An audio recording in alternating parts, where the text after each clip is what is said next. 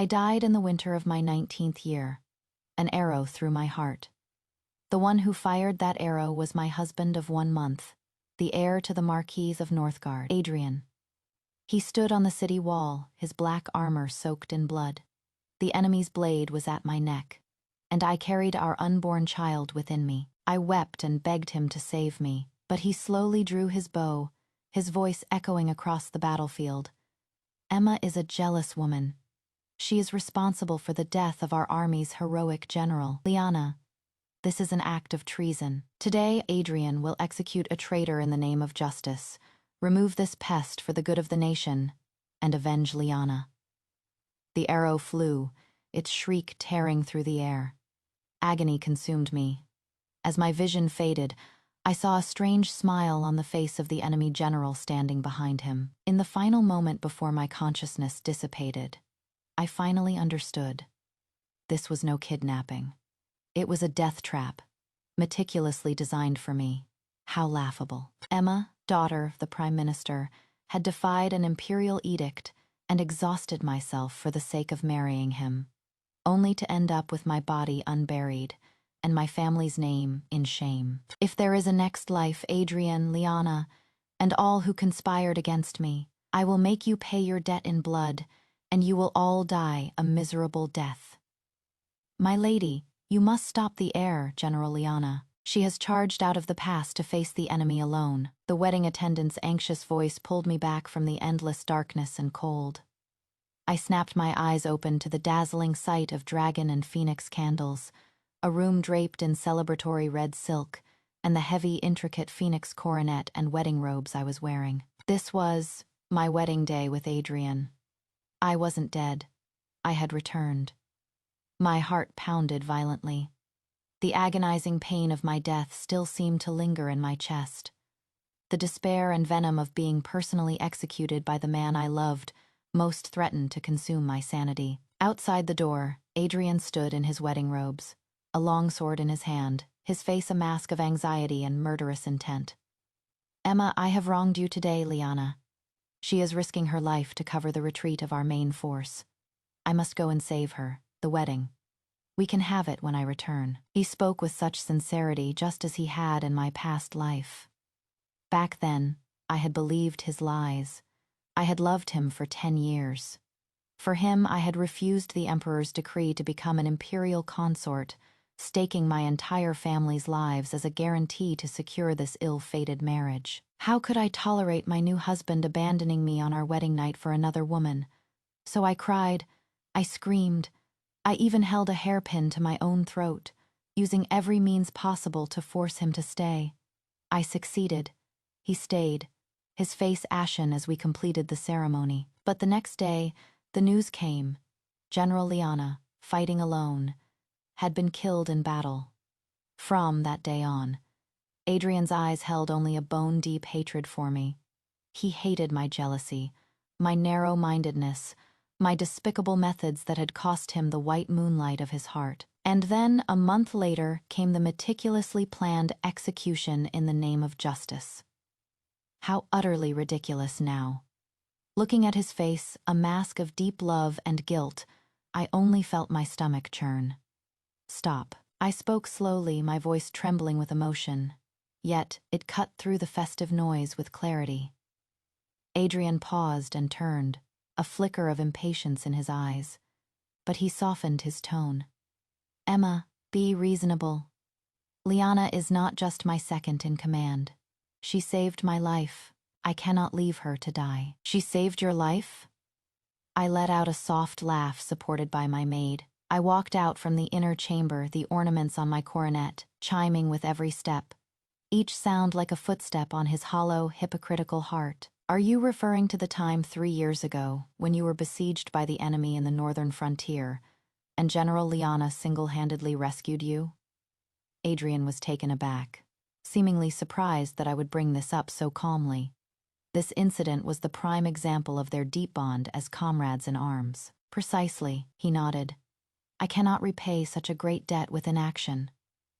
But I seem to have heard. I walked up to him and looked him straight in the eye, speaking each word with deliberate slowness. that the enemy was able to besiege you because someone had leaked your marching route. And the person who leaked that military secret happened to be killed by General Liana's sword shortly after, conveniently labeled a traitor who colluded with the enemy. Adrian's face changed instantly. What nonsense is this? Where did you hear such baseless rumors? Baseless. The smile on my lips grew colder.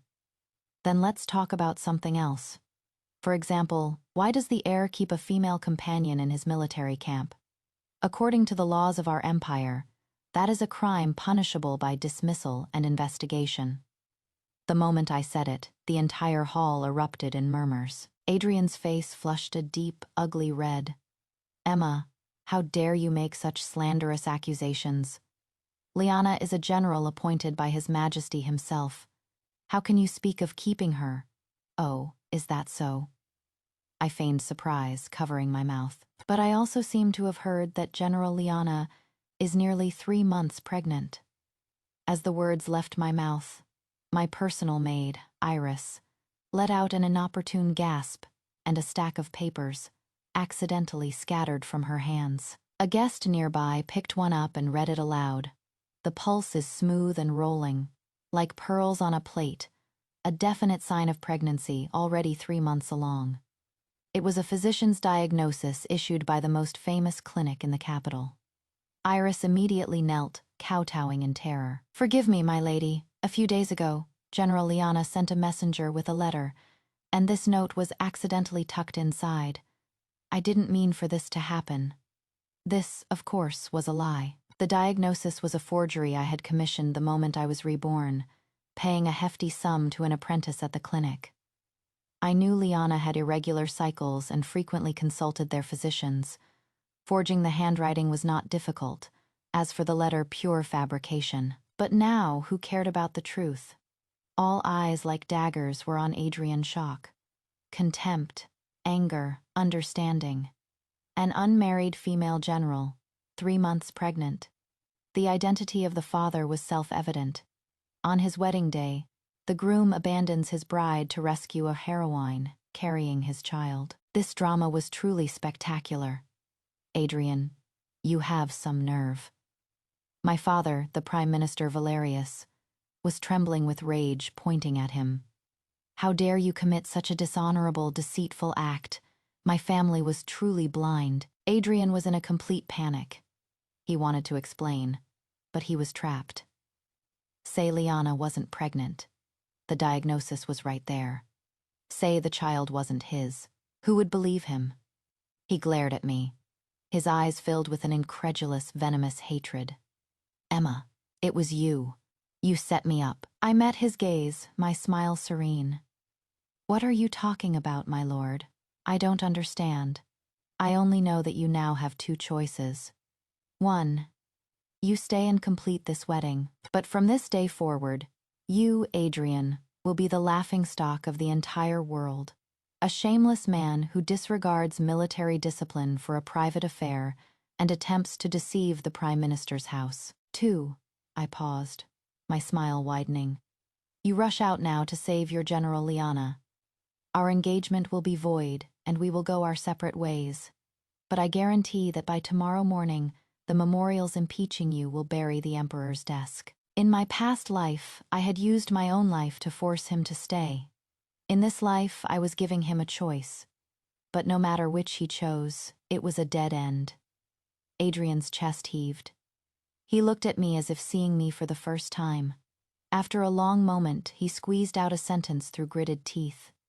Emma, you are ruthless. With that, he spun around, and under the astonished gazes of the crowd, stormed out of the hall without looking back. He chose Liana, as expected.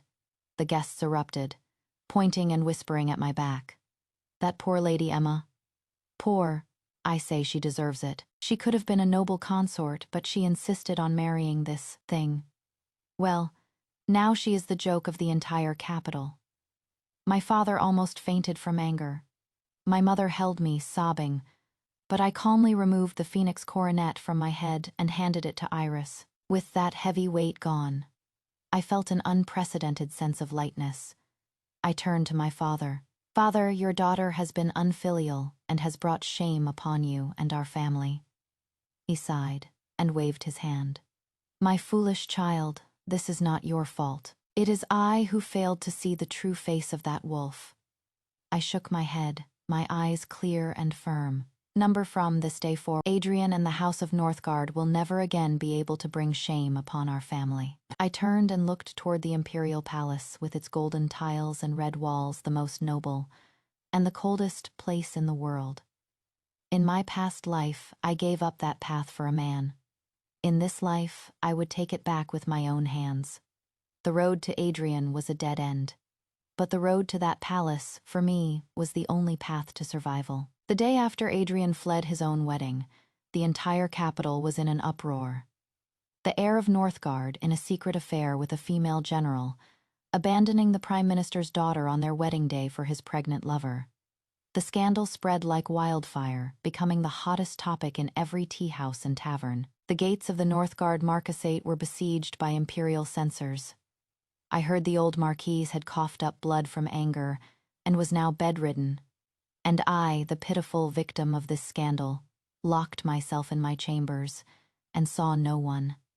Everyone thought I was heartbroken. Only I knew that I was holding a grand funeral for the foolish Emma of the past. Iris brought a sandalwood chest into the courtyard. Inside were all the things Adrian had given me over the past 10 years. The wolf's tooth pendant from our first meeting, the wooden hairpin he had carved for my coming-of-age ceremony, the fiery fox fur from the northern frontier. When we pledged our love, every item had once been my treasure. And every item was now stained with the blood of my child, and me from my past life. I took them out, one by one, and threw them into the brazier I had prepared. The flames leaped up, greedily licking at these so-called tokens of love. The wolf's tooth cracked in the fire.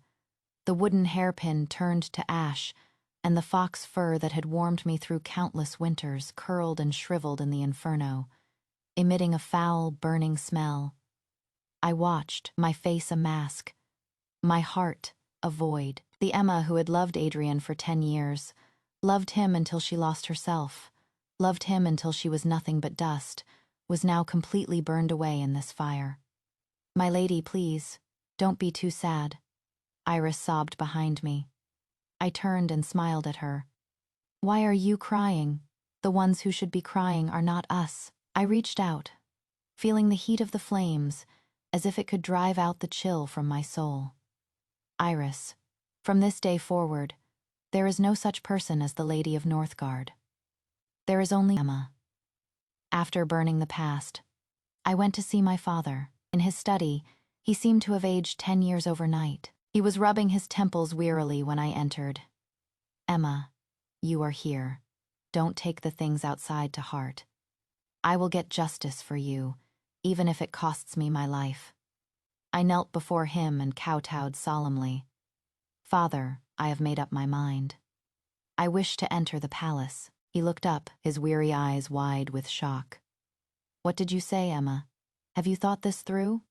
The palace consumes people. Once you go in, you can never come out." Before, the Emperor had shown interest in me, hinting to my father that he would welcome me as a noble consort. It was I who had been so blinded by my love for Adrian that I had threatened to kill myself, forcing my father to refuse the offer. Now, abandoned by Adrian and a laughingstock, what hope did I have of entering the palace? "I understand, father." My voice was calm and resolute. "But besides this path, I have no other. Do you want to see me mocked by the world, married off to some nobody, and live out my days in misery? I, Emma, even in death, will die in glory." My father looked at me, his lips moving for a long time before finally letting out a long sigh. "Very well, since your mind is made up, I will try one more time for you." He stood up, his expression grave. "But His Majesty, we refused him once, to go back now." "Don't worry, father," I stood and helped him. "His Majesty is a wise ruler and a clever man. He will understand that a woman who has been hurt by love and seeks only to climb higher is far more useful than a naive girl with romantic fantasies. A noble consort who desires only power is the safest and most reliable ally for an emperor." I was confident that the current emperor, Kalen, would understand my meaning. 3 days later, an edict arrived from the palace. The long, flowing decree could be summarized in a few sentences. The heir of Northgard, Adrian, was morally corrupt, and his engagement to me was void. In light of my virtue and grace, I was to be named noble consort Emma and would enter the palace in 3 days. Emma was my given name. To be titled by one's name was the highest honor. The news shocked the entire capital one moment.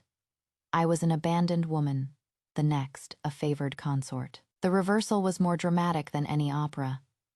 I could imagine the shock and anger in the house of Northgard when they heard the news, and Adrian far away in the northern frontier, when he learned that the woman he had cast aside for his true love had become a noble consort. He would have to kneel before what would his expression be.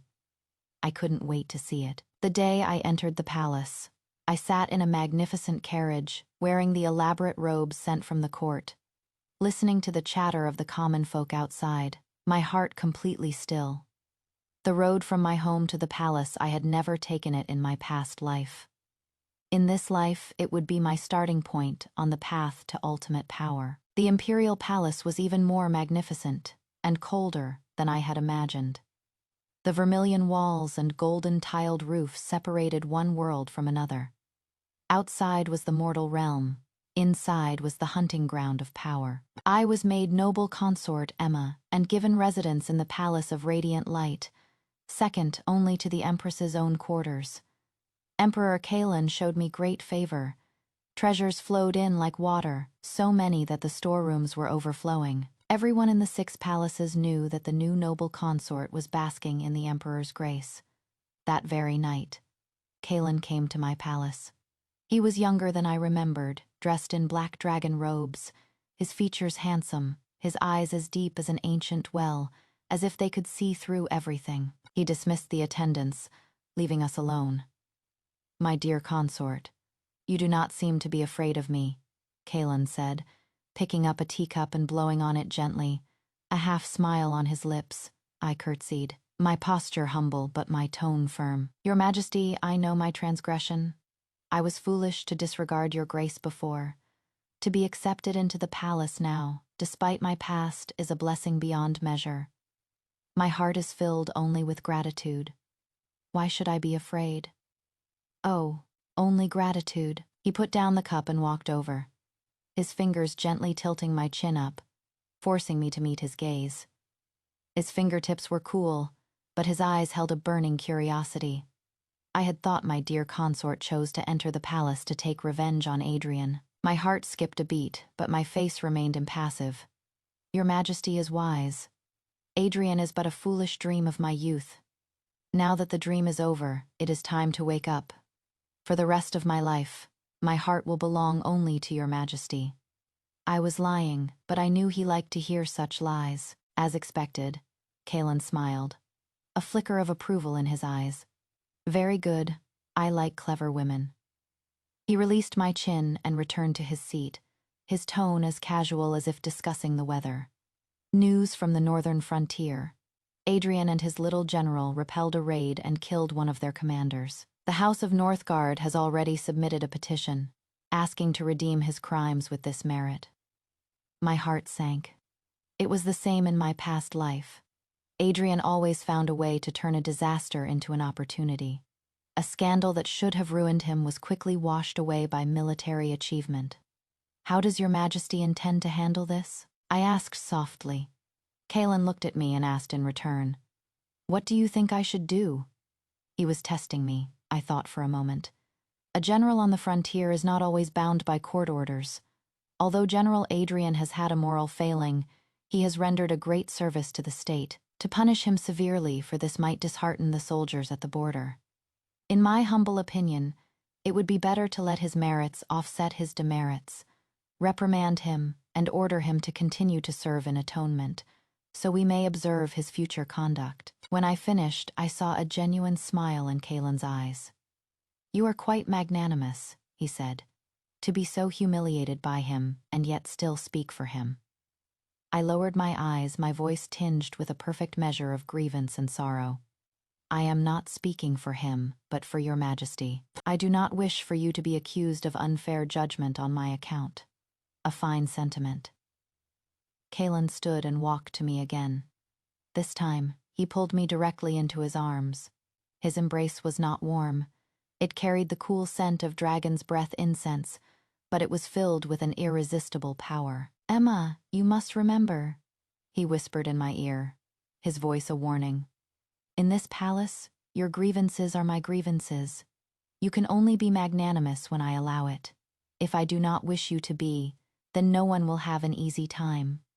I leaned against him obediently. Yes, I understand. He stayed the night. The next day, news that I had been granted the unprecedented authority to assist in managing the 6 palaces spread throughout the court, and the decision regarding Adrian was announced soon after.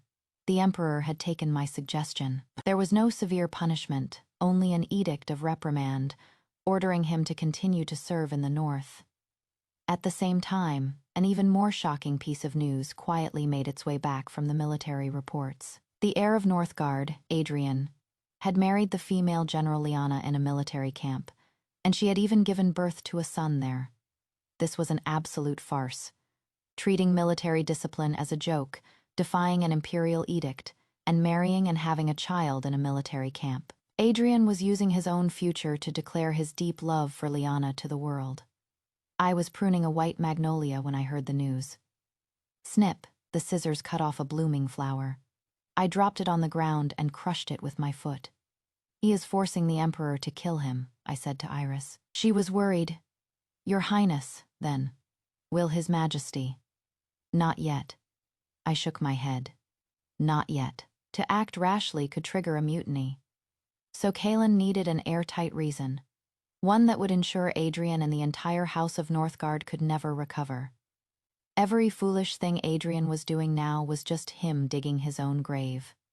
And I was going to help him fill it. I began to frequently plant seeds of doubt in Kaelan's mind during our private moments. I told him I had a nightmare in which Adrian wore the yellow robes of an emperor, his sword pointed at the capital. I told him I had heard there were some irregularities with the military payroll in the north, that a lot of supplies were unaccounted for. I told him I always found it strange that Lyanna, a mere woman, could move so freely through an army of thousands. Every word I said was a seed planted in Kaelan's suspicious heart. On the surface, he would soothe me and say I was overthinking, but I knew he had heard every word. The spies he sent out had already begun to thoroughly investigate everything in the northern frontier. Half a year passed in a flash. My belly grew, and the emperor's favor for me deepened, and the war in the north finally came to an end. The edict for the army to return in triumph was sent to Adrian. I knew the show was about to begin. The day Adrian's army returned to the capital, the city was in a frenzy. He did have the capital to be arrogant. Pacifying the northern tribes was a great achievement. The people lined the streets, cheering so loudly it felt like they were hailing him as a god of war. He rode a tall horse clad in silver armor, his expression cold and imposing. Behind him was a simple carriage. Everyone knew it carried his legendary wife, Lyanna, and their child, born in a military camp. He didn't go to the palace to report to the emperor first. He led his entourage straight to the Northgard marquisate. According to my spies, the gates were shut. The old marquis was still bedridden from anger, and his mother, the marquise, had locked him, his woman, and their child out. He stood before the gates under the hot sun for a full hour. It wasn't until Lyanna fainted from weakness in the carriage that he finally lost his patience, kicked down the gates, and stormed in, carrying his wife and child. This farce quickly became the new joke of the capital. I listened to Iris's report and only felt the irony. In my past life, I had guarded the residence for him, managed his household, and cared for his parents, only to be met with his disgust and murder. Now Lyanna had to do nothing but shed a few tears and feign weakness, and he would fight the world for her. Your Highness, what do you think he will do next? Iris asked worriedly. I stroked my swollen belly, feeling the small life move inside, my eyes cold. He will come looking for me. As expected. The next day, Adrian sent a request for an audience with my father. My father, of course, refused him. After being refused, he did not leave. He knelt before the Prime Minister's residence. His kneeling attracted another crowd. Everyone wanted to know what this celebrated war hero was up to. What was he up to? He wanted it all. He had already heard that I had become a consort. In his mind, I must have done it out of spite, to get back at him. As long as he came back, soothed me, gave me the title of his official wife, and promised to treat my family well, I would surely come around. As for Liana, he had no intention of wronging her either. Making her an equal wife, or a noble concubine, he was sure my magnanimity would allow it. What a laughably arrogant man. He thought the world still revolved around him. He knelt before my family's residence for a whole day and night without food or water. On the third day, I finally softened. I sent a message telling him to meet me at the 10-mile pavilion outside the city.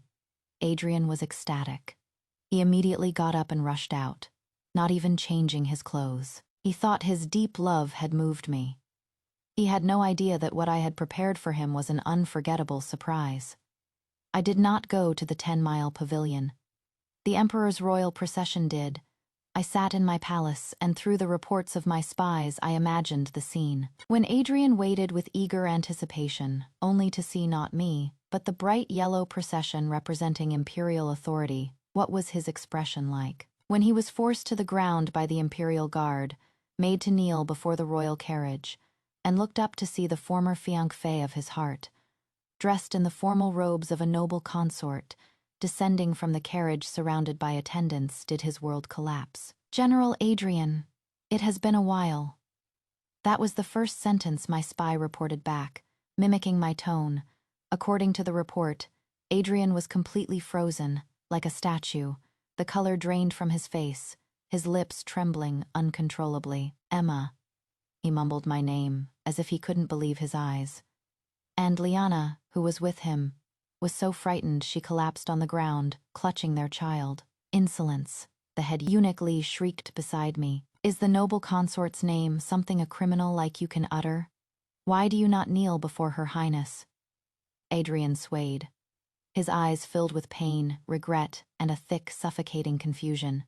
He probably would never understand how things had come to this. "Kneel." The scabbard of an imperial guard sword struck him hard on the back of his knees.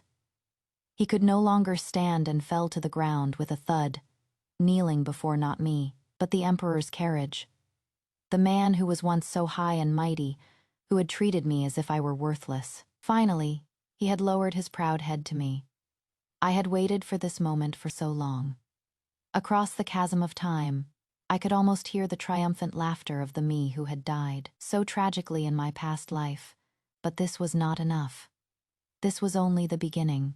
The meeting at the 10-mile pavilion was the final straw that broke Adrian. He was escorted back to his residence by the Imperial Guard for reflection, which was really house arrest. Liana and the child were locked up with him. The Emperor gave him 3 days.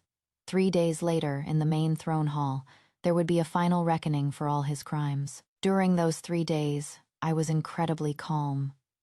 I admired flowers, listened to music, and rested. It was as if the outside world had nothing to do with me, but everyone knew that the eye of this storm was my palace of radiant light. 3 days later, at the morning court session, as the noble consort assisting in managing the 6 palaces, I was granted the exception of listening from behind a screen. When Adrian was brought into the hall, he had lost all of his former glory as a war god. He was gaunt, his eyes bloodshot, as if he hadn't slept in 3 days. The moment he entered, he stared fixedly in my direction. His expression so complex it almost made me laugh. Love, hate, regret, and resentment. Too late, the criminal. "Adrian pays his respects to your majesty." He knelt, his voice hoarse. Emperor Kalan, on his throne, didn't even glance at him, just threw a memorial down in front of him. "Adrian, do you confess your crimes?" The memorial lay open, listing his crimes one by one: keeping a female companion in a military camp, disregarding military law crime, number 1, marrying and having a child on the front lines, defying an imperial edict, and disrespecting imperial authority. Crime number 2, returning to the capital and showing no remorse, instead kneeling before the Prime Minister's residence to intimidate a court official. Crime number 3, each one was enough to condemn him to eternal damnation. Adrian let out a bitter laugh. He didn't argue. I confess. You confess? Kaelin sneered. I think not. Not only do you not confess, but you have been played like a fool, becoming a pawn for an enemy state, and nearly destroyed our empire. The entire court was in an uproar. Adrian also looked up, his face filled with shock. Your Majesty, what is the meaning of this? I am loyal to the empire and have never had a second thought. Is that so? Kaelin's tone grew even colder. Then let me ask you, 3 years ago, how was your marching route leaked? Adrian was stunned. If there was a traitor in the army, Lyanna executed him on the spot. Then let me ask you again, 6 months ago. When you raided the northern tribe's capital, why did you find it empty, and instead walk into an ambush that nearly wiped out your entire army? His face went pale. That was because there was a northern spy in my army. A spy? Kaelin laughed, a sound full of scorn. Adrian, you are so clever and yet so foolish. The spy, the traitor you speak of, has been sleeping right beside you all this time. He slammed his hand on the throne. Bring in the culprit. 2 guards dragged in a trembling woman. It was Lyanna. She had lost all of her former heroic demeanor. Her hair was a mess, her face was ashen. The moment she saw Adrian, she cried and threw herself toward him. General, save me. He instinctively tried to help her, but the guards held him back. He looked at Kaelin, his eyes full of confusion. Your Majesty, what is the meaning of this, Lyanna? She has rendered a great service to the state. Why have you arrested her? A great service. Kaelin sounded as if he had heard the world's greatest joke. Eunuch Lee, present the evidence. Let our great General Adrian see for himself what services his true love has rendered. Eunuch Lee held up a tray. On it were several letters, a seal with a northern tribe's totem, and a human skin mask. This was found in Lyanna's personal belongings. Kaelin's voice was like something from the depths of hell. The letters are her correspondence with the Northern Khan, detailing our army's supply routes and troop deployments. The seal is a royal token of the northern tribes. As for this mask, he paused, his gaze like a knife on Lyanna. The real General Lyanna died at the hands of this impostor 3 years ago. You are nothing but a spy sent by the North, wearing her face, infiltrating our army, getting close to Adrian, and stealing military intelligence. Boom. Something exploded in Adrian's head. He whipped around to face Lyanna, his eyes blood red, his voice trembling. Is it true? You tell me. She was terrified, shaking her head frantically. No, General, believe me. It was them. They framed me. It was Emma. It must have been her. She was jealous of me, so she forged the evidence to frame me. Even now, she was trying to drag me down with her. But no one would believe her. I slowly stepped out from behind the screen and walked to the center of the hall. I looked down at the crumpled figure on the floor and said coldly, "Forged evidence. Then perhaps you should meet an old friend." I clapped my hands. A man in shackles was brought in. He was disheveled, but he had the air of a fierce warrior. When Lyanna saw him, her pupils constricted, and the last bit of color drained from her face. Brother. The man was a northern general who had been captured 6 months ago, and also Lyanna's real brother. I had uncovered her true identity long ago, but had kept it hidden, waiting for this day to present her with this gift. The northern general looked at his sister, his face full of pain. Suna, are you still so stubborn? We have lost. For your own glory. How many of our people have you condemned to death? Do you feel no guilt? The name Suna was the final straw. Lyanna, no, Suna, completely broke down. She screamed and cursed, all pretense gone. The truth was laid bare in the most brutal way. Everyone was silent. Only Adrian, he just stared blankly, like a soulless puppet. He watched the woman he had loved more than his own life. the woman for whom he had borne the scorn of the world, writhing on the floor like a madwoman. He looked at the letters he had written, filled with trust and love, now irrefutable proof of treason. He remembered the traitor who had died to save him 3 years ago. He remembered the ambush that had nearly cost him his entire army 6 months ago. He remembered on his wedding night the baseless rumors I had calmly spoken of. Scene after scene, like daggers, stabbed into his heart. So, the military victories he was so proud of were just bait set by the enemy to lure him in. So, the epic love of his life was, from beginning to end, just a meticulously planned deception. Everything he had sacrificed for was nothing but a joke, and the woman who had truly loved him, who had warned him, whom he had pushed away, and in his past life had personally killed. A spray of blood erupted from Adrian's mouth. He collapsed, unconscious. The hall was silent. I looked coldly at the man lying in a pool of his own blood, feeling no pity. Adrian, this is only the beginning. I want you to live with a clear mind, and for the rest of your life, repent for your foolishness and your sins. The farce in the throne hall that day ended with Adrian coughing up blood and fainting. The outcome was already decided. Suna, the false Liana, was sentenced to death by 1,000 cuts. Her brother, for his role in exposing her, was sentenced to life imprisonment. As for the child she had with Adrian, being innocent, was sent by Emperor Kalan to a royal estate to be raised, forbidden from ever entering the capital, and Adrian, as the main culprit in the treason, should have had his entire family executed. But His Majesty, considering the generations of loyal service from the House of Northgard, and the fact that I was pregnant with his child, and it was not a time for excessive bloodshed, ultimately showed mercy. Adrian was stripped of all his titles, reduced to a commoner, and sentenced to life imprisonment in the deepest level of the imperial dungeon. The House of Northgard had its military authority revoked. The old Marquis secluded himself and never recovered. A once powerful military family was thus completely removed from the center of power. I went to see Adrian in the dungeon a month later. By then, I had given birth to a son. Emperor Kalan was overjoyed, declared a general amnesty, and promoted me. I was now the imperial noble consort, just one step away from the throne of the Empress. The dungeon was dark and damp, smelling of rot and decay. I walked through the filthy corridor in my magnificent robes, surrounded by eunuchs and maids, a stark contrast to the surroundings. In the deepest cell, Adrian was huddled in a corner on a pile of straw, dressed in prisoner's rags, his hair a mess. Hearing the noise, he slowly looked up. In just a month, he had become gaunt, his eyes empty like a dried-up well. When he saw it was me, a flicker of light appeared in his dull eyes. He struggled, dragging his heavy chains, and crawled to the cell door, reaching out to grab the hem of my dress. Emma. His voice was as hoarse as a broken bellows. You came to see me. I knew you still had me in your heart.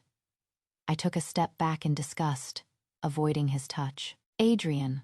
I looked at him, my tone as flat as if I were speaking to a stranger. I did not come to see you. I came to tell you that you are not worthy of saying my name. He froze, a look of pain on his face. Emma, I know I was wrong. I really know I was wrong. I was blind. I was worse than an animal. He began to slap himself, each blow harder than the last. Forgive me, please. I am begging you. Forgive me. If you just say the word, have His Majesty release me. I'll be your dog, your horse. I'll do anything. Watching his pathetic begging, I suddenly felt a sense of weariness. I had once thought that when I saw him again, I would curse him, torture him, and repay the suffering of my past life 100-fold. But now, I found I had no desire to do anything, because he was no longer worthy. Forgive you? I let out a soft laugh. Adrian, do you know how I died in my past life? He looked at me confused. I leaned in, and in a voice only we could hear, I described that cold winter, that meticulously planned murder, that arrow that pierced my heart. word by word.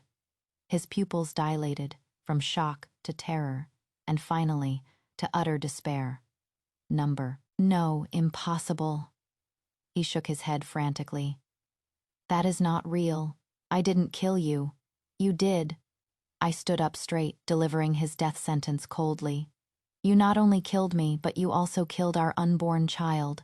So, Adrian, I will ever forgive you. I want you to stay in this sunless dungeon, and every day and every night, think about how you personally killed your wife and child.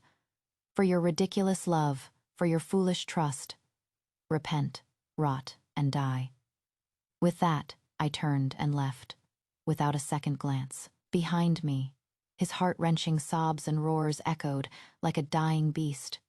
Walking out of the dungeon, the sun was bright. I took a deep breath, and it felt as if the toxic air that had been trapped in my chest for 2 lifetimes had finally completely dissipated.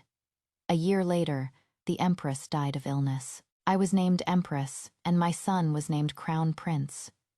I stood on the gate of heavenly succession, watching as the people kowtowed and cheered. Beside me was the Emperor, the ruler of all. In my arms was the future ruler. I had finally gotten everything I wanted. As for Adrian, I heard he had gone mad, crying out the name, Emma in his cell day and night, sometimes repenting, sometimes cursing. But what did that have to do with me? He and I were of 2 different worlds. My new life began with the fire on my wedding day, and his hell also began on that day. This was what he owed me.